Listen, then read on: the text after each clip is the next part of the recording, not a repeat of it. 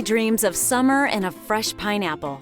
And while it may not be hot enough for pool parties, let's make some fun pineapple planters to add a little summer flair to our spring planting.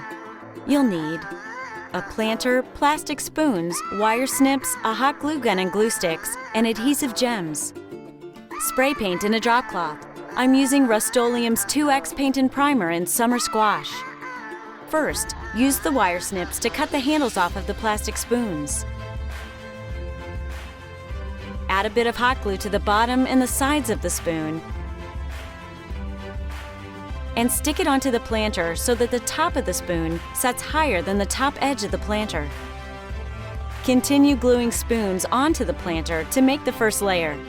Add the second layer so that the spoons are offset compared to the first layer. Add the third layer so that the spoons are offset compared to the second layer and line up with the first layer. Continue adding layers of spoons in this pattern until you reach the bottom of the planter. Make sure you remove any glue strings or excess hot glue. Spray paint the planter over a drop cloth. Paint the inside of the planter as well as the bottom. Allow to fully dry.